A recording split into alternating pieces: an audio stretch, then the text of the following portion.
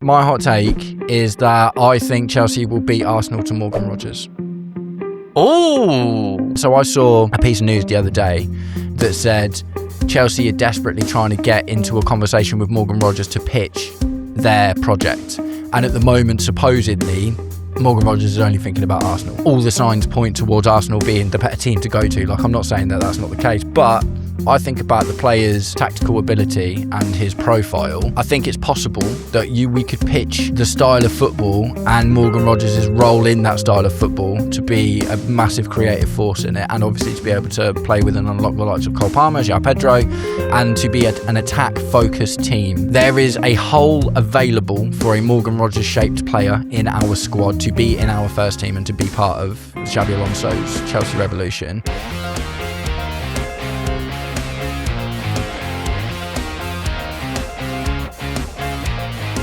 Welcome, Blue Believers, to another episode of the Stamford Sync, where we are syncing up with everything Chelsea FC. And in particular today, that means we are going to look at the fallout of the Morgan Rodgers news, right? I did my emotionally charged reaction last night, but today we're going to look at all of the tweets, the news and the noise that have come out in and around it and explain exactly why did Morgan Rodgers sign for 10th placed Champions Leagueless Chelsea over the champions Arsenal. Look, before we get into it, I'm just buzzing that I woke up and this wasn't a dream. So first up, we've got Fabrizio Romano, who posted this. Morgan Rodgers will be in London on Monday for medical tests and contract signing. All documents are ready as CFC wanted to anticipate Arsenal bid and close in 24 hours. Rodgers will sign until June 2032 with option for a further season. So it's a big old 7-year deal, and he's coming to London on Monday to do the medical, which is a surprise actually. I had a feeling that the medical might be out in America, obviously where the World Cup is at the moment. Now, the annoying thing, the sad thing about this is we're not going to see him for another 2 weeks at least, because he's going to have a holiday. Man's just been at the World Cup, and obviously he played in England's 6-4 demolition of France in the bronze game. The third place trophy was awarded to England last night. He got no goals and he got no assists actually, so he didn't actually have an amazing performance, but at the same time, that is what it is. So the good news is, there's no late minute bids from Arsenal. There's no wrestling around for it or whatever. It just looks like Morgan Rodgers absolutely chose Chelsea. The medical is on Monday, and hopefully as of tomorrow night, he's going to be a Chelsea player. Now, pertaining to Arsenal and why they didn't get the player, Pice posted this also via Fabrizio Romano. Chelsea came in very aggressive to get Rodgers. Arsenal wanted to start a conversation next week for around 90 mil to 100 mil. Chelsea came in and were very fast with Alonso involved. So, look, there are two elements to this at the end of the day. The first element, which is the most important one, which you can't take away, is the fact that Morgan Rodgers chose Chelsea based on the conversation that he's had with Xabi Alonso about coming in and whatever he said to him about his role, his vision, what he sees for him in the squad. The other thing about it, which we're going to get into in a little bit more detail in the next tweet, is Chelsea are not messing around with the money. So Arsenal fans will feel rightly aggrieved because Morgan Rodgers to Arsenal has been in the news every single day for like the last 2-3 weeks, something like that. It felt, I say it felt nailed on. Like I held my small candle. And I've said that a few times already. I've never completely written it off, and I'm very glad that I didn't, because I'm absolutely buzzing. But supposedly Arsenal have been... So Morgan Rodgers' people have been talking to Arsenal for a long time, and supposedly for the longest time, Morgan Rodgers has been Mikel Arteta's top target as well. So, like I say, Arsenal fans and Mikel Arteta will feel rightly aggrieved by this, but at the end of the day, they were going to have a conversation next week for around 90 to 100 mil. In this world where Sandro Tonali goes for 100 mil, Mateus Fernandes goes for 85 mil, Elliot Anderson goes for 116, it's just not going to fly. It's a seller's market at the moment. Aston Villa are the selling club, and they're in the Champions League next season, and very much like they probably would have been how we are with Enzo Fernandez. Like I see some similarities. Obviously the situations are different because all Aston Villa fans like Morgan Rodgers. Well, I assume anyway, but not nearly as a divisive a character as Enzo Fernandez is. But we're not selling Enzo Fernandez unless someone comes in with the money that we want, and it looks like Aston Villa were very much the same about Morgan Rodgers. Arsenal were probably going to come in with 90 to 100 mil and try and, structure the deal in a way that really suits them, because they didn't just want to outlay the money. And I assume they were banking on Morgan Rogers really wanting to go to Arsenal to be their negotiation linchpin. Do you know what I mean? It's like, he really wants to come here, so let's make the deal work. Chelsea Dodgers posted this: the 117 million fee for Morgan Rogers is all guaranteed with no add-ons. That was via Ben Jacobs. So look, from the negotiations side of things, this is the thing. Not only did we pay more, we didn't try and haggle or whatever. We were basically like, well, because it's been 130, hasn't it? That's what we've been hearing for the last couple of weeks, is that Aston Villa value Morgan Rogers at 130 mil. I'm not going to lie, when that came out, I was like, I don't see us breaking the British transfer record. It just feels unlikely. Regardless, I've always thought we've had money to go out and spend. I've never been in the camp of Chelsea, I've got no money, or we're broke, or whatever. It's like, obviously that was never the case. But I did think 130 mil was going to be a stretch, so I see 117. And look, my opinion on the money, it's wild, it's ridiculous. Of course it is. It's 117 mil. No player is worth that at the end of the day. Absolutely no player is worth that. It's crazy amounts of money. I didn't think Elliot Anderson was worth 116. I didn't think Sandro Tonali was worth 100. I didn't think Mateus Fernandes was worth 85. But these are, and it's not just like this is a one-off or something like that. That's 4 accounts now, at least, of these midfielders going for this absolutely massive money. So in the market that we're in right now, to get the player that you want, these are the going rates. I don't agree with it. I think it's absolutely wild. Not my money, so I'm not going to complain about it too much. The only reason it would, as a fan, I guess the only reason you've got to be like, I'm not sure about that, is does that lessen your ability to spend on other players in other positions? Because each club has a budget. No club has an infinite amount of bottomless wealth that they can just draw from, although it's looked like that with Chelsea sometimes. We know that things have been difficult. We know that we're not in the best financial position that we've ever been in. So from the fan perspective, although it's very easy to say it's not my money, I do think that there is a reasonable conversation to have in, like, for instance, a lot of Arsenal fans have been saying, well, he wasn't worth that money anyway. And it's like, well, yeah, obviously no one's worth that money at the end of the day. But I'm pretty sure that the majority of these Arsenal fans that are saying that now would have been really, really happy if they'd have got him for that price. But like I say, the one reasonable fan argument for the money is not necessarily about whether it's your money or not. It's just, does your club then have the budget to go out and spend on other players? So I'm just going to assume, haphazardly, in my furor that I'm in at the moment, that we're going to go out and spend more money on more players. And the thing is, we've already made 125 mil plus with the 3 sales we've made so far. There's a lot of sales still to go through the door, and football clubs operate in a loss at the end of the day. That is just how things work, isn't it? So I don't think we're going to go and buy 20 players like we normally do every window, but I could still see another 2 or 3 coming through the door.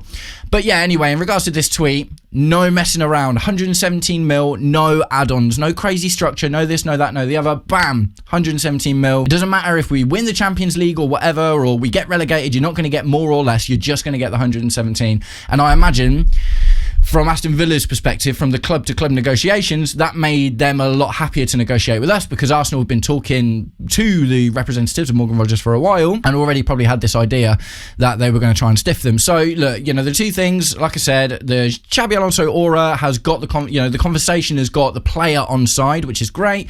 And then just to get it over the line, we just went in and slapped down the money, which is awesome. And guys, if you've made it this far into today's episode of the Stamford Sync, please do me the distinct honour of liking and sharing the video, subscribe to the channel, or just roast me in the comments, whatever gets you through your day. Right, and on we continue, because there's loads to talk about. Chelsea Dodgers posted this via Kieran Gill. Xabi Alonso was involved in the talks for Morgan Rogers, including speaking to the player personally. Arsenal were the front runners previously, and Chelsea was said to have been pleading with Rogers to let them showcase their plan to him. Cole Palmer had a say also, given he and Rogers are such close friends. Reece James has also been in the same England camp for the last month.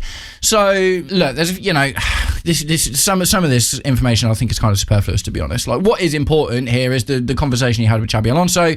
He will have pitched to him. We're going to get into the detail on that in a minute, where you're going to play, how it's going to look, obviously the opportunity to play with your best mate. Now, this is a really interesting thing. I've got no real idea of if this works. Like, does it make you better if you play with your best mate? And we nearly got there once. I don't know if you remember, Mason Mount and Declan Rice were Bezzy buddies, and before Declan Rice went to Arsenal, we were really interested in him. Obviously, he'd been at the Chelsea Academy before as well, and there was this kind of hope, wasn't there, like, to get to see Mason Mount and Declan Rice. best mates playing together in the midfield. It would have been awesome. But this is a much better version of that, I think. I would much rather see Morgan Rogers and Cole Palmer banging them in and assisting each other than, Declan Rice being really good and Mason Mount kind of not, as he turned out. So let me know if you know any examples. I'd be fascinated to know if there are any examples at all of players that are really, really good friends playing in the same team together. There's a few like family members. There was the Benders that played together at Leverkusen for a little while. There's a few things like that. I think the Hernandez brothers, did they ever play in the same team as well? I'm not absolutely sure. But in terms of friends, can you think of any other friend duos like Bezzy buddies that played together and it worked out or didn't? And the other thing I don't really know if it means anything is Reece James has been in the same England camp for the last month. Why I don't necessarily think that's relevant is Reece James hasn't worked with Xabi Alonso yet. Conversations have probably been had and maybe the conversation was enough. But, there was also a Bukayo Saka and a Declan Rice in the England team as well, who are the league champions and got into the Champions League final, that could have also been waxing lyrical about how good it is to play at Arsenal. So look, Reece James is the boy, don't get me wrong, but at the same time I'm not convinced that really had anything to do with it. Okay, so where's Morgan Rogers going to play? Well, honestly, I think it could be anywhere because we know that he's a very versatile player, but in terms of the conversation that was had, Pies posted this via Ben Jacobs. Just in, Chelsea pitched to Morgan Rogers to start on the left-hand side. It's understood he plays alongside Cole Palmer. Xabi Alonso and owner Bedad Eghbali played a key role in convincing the player. So this isn't a massive surprise, is it? The left-hand side, so I've seen a lot of people saying left wing. Now, that would indicate that we're definitely going to play with a winger. Honestly, based on his specific properties, if we were looking for a winger, he's not the best option for a winger. He's able to play his football really well from the left-hand side, but it almost always, you look at his heat maps over the last 2-3 seasons in the Premier League, he starts on the left, he starts on the right, and he's always drifting into the middle. Like, his heat map is like right in front of the goal or in the goal, and he's not a byline winger, he's not the paciest guy in the world either, do you know what I mean? So yes, he can play. If we played a 4-2-3-1, he could start on the left and do a job there, absolutely. I'm not saying he couldn't. But you don't spend £117 million on a player. Well, we shouldn't, because we've done this loads of times before, to play him somewhere that doesn't suit him. We did the same, not that amount of money, but we've done that with the likes of Timo Werner and Kai Havertz and Christopher Nkunku, and do you know what I mean? It's like we bought all of these half-space players or whatever that only play well in that one position, and with Nkunku it was wild. We played him as a striker, as a 10 on the left wing. I think we tried him on the right wing a couple of times, and he kind of only really flourished in that role. So look, Morgan Rogers is more versatile and has proven that he can come off from the left-hand side, and obviously with England they can also come on from the right-hand side, but he's not going to be a winger. If we wanted a winger, then you'd look at other winger options, wouldn't you? Rafa Leao is a better winger than Morgan Rogers is, but albeit Morgan Rogers is a better player.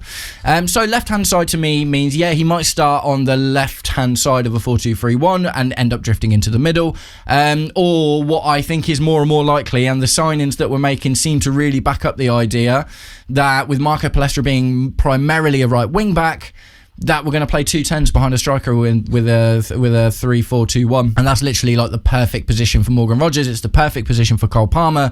They both flourish in those roles in particular. To be honest, that actually would have been great for the likes of Christopher Nkunku and Timo Werner and Kai Havertz as well if we were playing those kind of formations, because that's where they would have also kind of been at their best. But because we went forward with the 4-2-3-1, we didn't get the best out of those players. Now I don't think that's what's going to happen with Morgan Rogers, but either way he can just kind of play anywhere. So a little interesting tidbit about the price. Fabrizio Romano posted this: Middlesbrough are set to receive £15 million from Aston Villa as consequence of Morgan Rogers' transfer to Chelsea. A sell-on clause was negotiated as part of the deal, as Telefootball reports.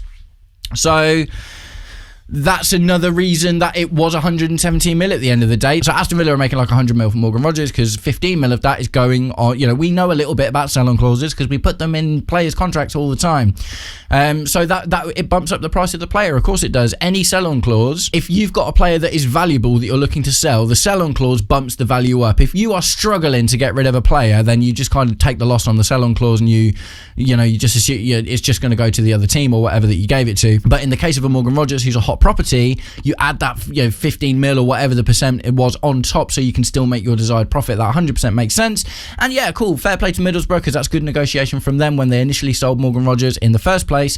You got to think 15 mil doesn't sound like a lot, but if he'd have only got sold for 60 mil, then that'd have been 6-7 mil or something like that. Do you know what I mean? So they've actually pulled a bit of a blinder there. Right, so players were supposedly involved in the negotiations, talked about at the very least. Now we don't see swap deals. actual swap deals just don't happen because clubs don't want to, they want to get the full value of the player on their books, even if it looks like a swap deal, because you sell one player to a club, they sell you one, like Ian Maatsen and Omari Kellyman, for instance. 35 mil for Ian Maatsen, 20 mil for Omari Kellyman really means that we only made 15 mil profit, but on your books, because it wasn't part of the same deal, we got the 35 on the books and Aston Villa get the 20.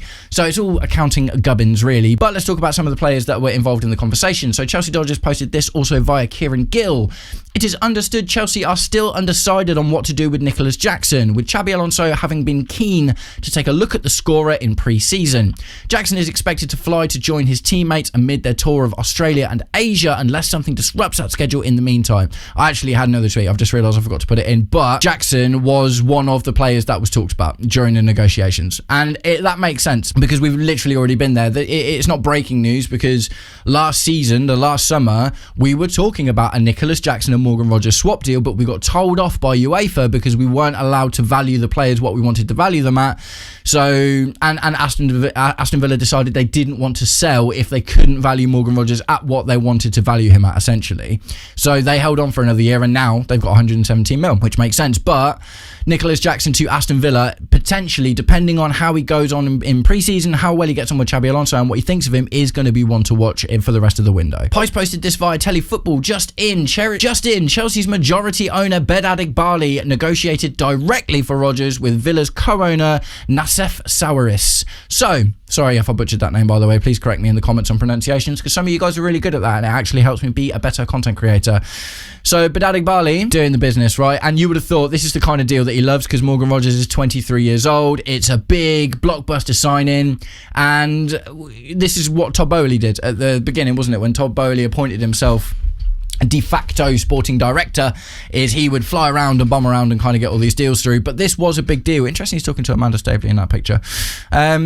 But yeah, so Bed Adigbali was pro the deal, a big part in the deal. And the thing is, as much as Xabi Alonso will have been buzzing to be, to have the opportunity to get Morgan Rogers has been a Chelsea target since a really long time. It's not news, do you know what I mean? It's not new. Like obviously we talked about him last summer. There were minor talks even before that. I think in and around the time Cole Palmer was starting to get really good. Like he was absolutely smashing it in the Premier League. Morgan Rogers was starting to kind of build his light and his star, if you will. And that's when some of the talk started happening, but obviously it is what it is now. We paid 117 million for him, but Bed Adigbali flew across to make the deal happen, which is awesome at the end of the day. And it's probably one of the things that made the negotiation happen so quickly. Do you know what I mean? It's like we owner to owner negotiating for this player. They're not leaving it up to the sporting directors or any of this. They're like, big man to big man. Here's 117 mil. Give me Morgan Rogers. Yes, thank you, please. So pertaining to Bed Adigbali, Blueco, and the sporting direction and the transfer structure and strategy of the club, Chelsea Dodgers posted this via Bobby Vincent. Sources insist Chelsea's recruitment model has been tweaked this summer.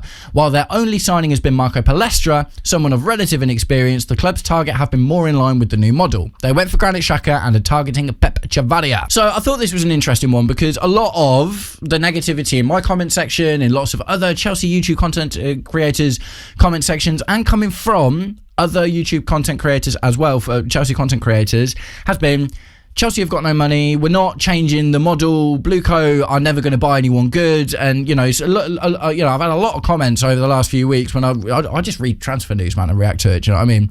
But a lot of you guys have, not a lot, like a few of you guys have been coming in and being like, Blueco will never buy a good player, and it's like, mate, Morgan Rogers, and a few of you guys have also said like nothing's going to change, and I don't think there's any signs of anything changing either because Marco Palestra was such a young player. And I was like, even if we take away Morgan Rogers for a second, just look at Marco Palestra. Yes, he's 21, but he also was one of the top rated players in his league, which is a top 5 league when we got him.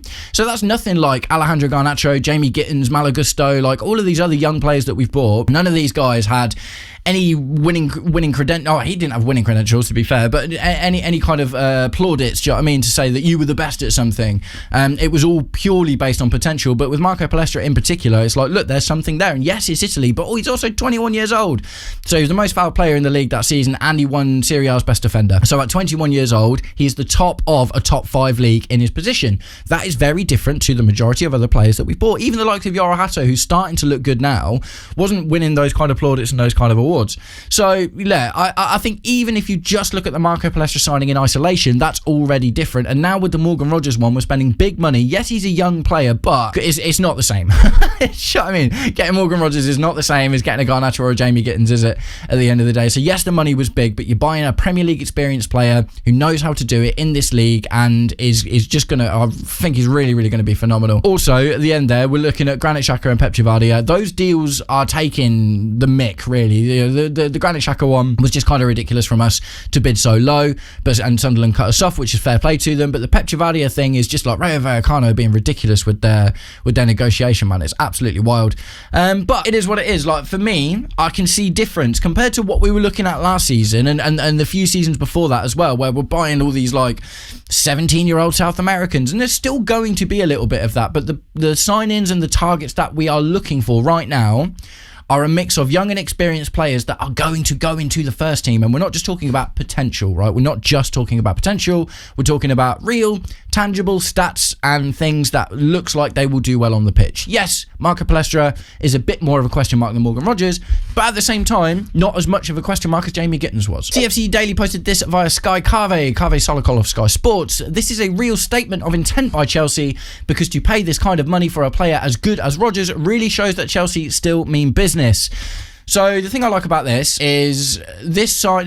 This can do it could go a couple of ways now. It could be, oh, you spent 117 mil on Morgan Rogers, so if we go in for anyone else, people are going to be like, the other clubs are going to be like, well, we know you've got some moolah. But at the same time, what it also does is show a statement that, you know, the signing of Morgan Rogers isn't just good for the fans, and it's not just good for the team. It's also good for players that we are looking at, because they'll be looking at that statement signing, that signing of intent. And you know what? Honestly, a lot of the conversation has been around we haven't got Champions League next season. That's also not necessarily a bad thing in some respects, right? Because yes, every player wants to play in the Champions League, but looking at Man United season last season, what other players will be looking at is like, oh, well, they're likely to do better in the league and their domestic cups because they've got less games, and then we can build into the Champions League. So that's obviously why Morgan Rogers signed with us, because Aston Villa are in the Champions League. Do you know what I mean? They finished fourth, and yes, they will needed to sell him at the end of the day, but it's not like Morgan Rogers will have been short of Champions League suitors, is it, at the end of the day? So there's an opportunity here to spend this year with Xabi Alonso getting real time to build his team the way he wants to build it. When Liam Rosenior came in, he had 3 games a week. And I'm not saying that even without that, he'd have done better. But you would have to have thought if Liam Rosenior would have only had 1 game a week at the point he come in, he'd probably have done a little bit better. And, you know, so it's weird. Not being in the Champions League, yes, is bad. And we want to get back there and always be in it 100%. But there is a small positive to it when we're looking at a reset season, when we're looking at a rebuild season, with a new manager coming to build a winning mentality in a winning squad. There's a lot more time to train. Players are less, are going to be able to stay fit easier because they're not playing as much. So yeah, massive statement of intent by Morgan Rogers. And like I say, I think the Champions League thing, I just went on a bit of a tangent about it there, but I think the Champions League thing is an interesting conversation to have as well. Chelsea Dodgers posted this via himself. This was just a couple of little opinion pieces here that I just want to read out. Chelsea still has some pull. Marco Palestra was on the verge of joining Inter Milan, and Morgan Rogers was destined for Arsenal. They also said Xabi Alonso would never join us. All are Chelsea now. As Ronaldo said last year, be careful, Chelsea is always Chelsea. So look, the last season has been so hard. Like, so many of you have been like, oh, we're washed, the club's finished, it's over, whatever. And this summer has just proven that that's almost never going to be the case for clubs like us, like, as much as I hate to say it, Tottenham as well, who spent the last few years in relegation battles and now have just also are going on, well, I say also, but maybe it's a bit different to ours, but they're going on a generational run in this transfer window to replace the majority of their team with Premier League experience to improve their position. Like Sandro Tonali, Mateus Fernandes, like, you know, Senesi and Van Hecke, like all of these guys are Champions League level players at the end of the day. But They've all also gone to Tottenham being like, we know we're not going to play Champions League for a year, but we're going to build into it. And it's, they feel confident that they can make it happen because of the setup at the moment. What it's really saying, and look, this window is really just starting to say this as well. It's two things. It's one, you're not washed until you're washed. You're not relegated until you're relegated. If we're talking about Tottenham, do you know what I mean? There's always the opportunity to make a few right decisions and to turn things round. That right decision was getting Xabi Alonso. And do you know what? If we'd have had the opportunity to get Xabi Alonso before now, we probably would have done. But because it's weird, because even though he's the only one we've got that's got proper winning credentials, arguably we could talk about Pochettino and PSG. He's still a young, up-and-coming, system-based manager who wants to play a specific style of football. Like, 90% is the same profile. Well, not 90%, maybe that's a bit disingenuous, but a lot of him is still the same profile as your Marescas, your Potters, your Liam Roseniors, young managers with big ideas that have not been in the game a huge amount of time in terms of management, right? Xabi Alonso is obviously like head and shoulders above all of those, and he is the decision that has turned things round. So yeah, and the other thing is the Champions League thing, right? It's just like kind of like I was talking about before. It's just not this be all and end all as it seemed to be anymore, and the reason for that is because, so what was it? The difference between Spurs and Aston Villa, 17th to 4th, was 13 spots. The money difference, and this is the sad thing we have to talk about, unfortunately, the money difference between those two teams is £30 million.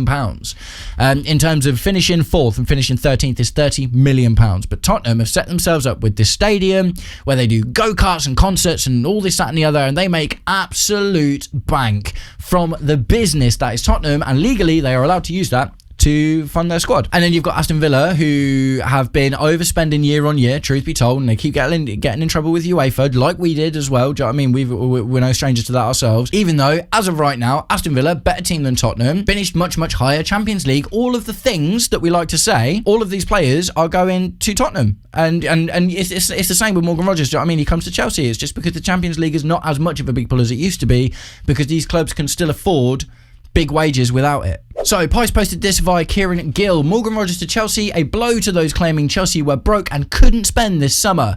A blow to the suggestion that a lack of Champions League football meant they could not compete with their rivals, with this representing a hijacking on the Premier League's very champions. This isn't news, it just makes me feel good. Honestly, like, I haven't been this excited for a season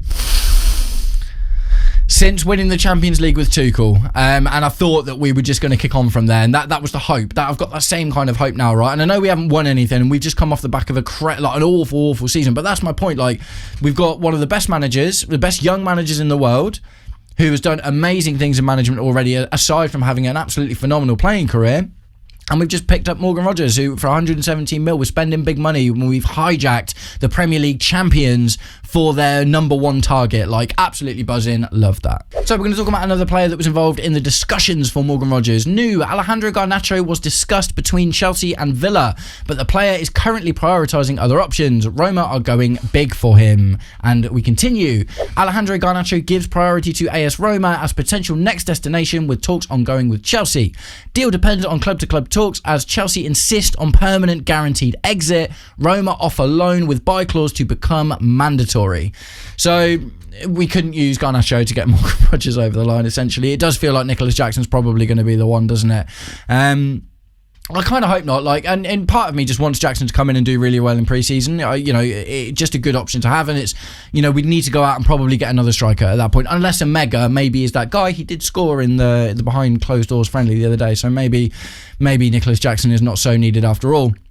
But either way, Alejandro Garnacho was not interested in Aston Villa, I guess is what this sounds like. He's like fully committed to the Roma idea, and Roma want to loan him, but we want them to put a clause in to make that mandatory. CFC Daily posted this via Sky. Rogers would be the 7th former Man City youth player to sign for Chelsea since the new takeover. The person responsible for all of these former City players' signings is Chelsea's co-director of recruitment and talent, Joe Shields. So, on the last episode of the Talking Chelsea podcast, I rinsed Joe Shields, because the truth, like, can we name the 7? So Morgan Rogers, Cole Palmer, Jamie Gittins, Tosin Adarabioyo, Romeo Lavia, Liam Delap, and another one. I can't remember who the other one is off the top of my head. But of all of those players, only Cole Palmer's been good, and he hasn't been good recently, obviously. But Cole Palmer's generational talent when he's on his day. Lavia's probably the second closest, but has been injured all the time, so we can't call him a success yet, but in terms of the talent, it's definitely there. So I was starting to think Joe Shields is probably shaking in his boots a little bit. Because it's like, bro, you keep bringing us all these City Academy players. Who's that last one? That's going to drive me nuts. Let me know in the comments. I'll let me know in the comments who that other City player is that I can't remember because I could only do 6. But yeah, I thought Joe Shields felt like he was on thin ice. I don't know. The thing is, how much has Joe Shields had with identifying Morgan Rogers, even just because he was there at the time when he was a Man City youth player? Morgan Rogers has been banging goals in the Premier League for Aston Villa and getting them into the Champions League for the last 3 seasons. So it's like, did Joe Shields identify Morgan Rogers, or did the entire world identify Morgan Rogers? I'm not really sure where that kind of works. And last up, one more from Fabrizio Romano. Huge investment on Rogers won't change Chelsea plans to keep João Pedro, even in the case of a 100 million plus bid from Barcelona. He's seen as a crucial part of CFC long-term project, as reported. So I didn't even know that this was a thing we had to worry about. And then I just breathed a sigh of relief where after seeing the picture of João Pedro with Fabrizio Romano, I was like, oh no. And then I read it and I was like, okay. Because look, João Pedro up top, Morgan Rogers and Cole Palmer sat behind him.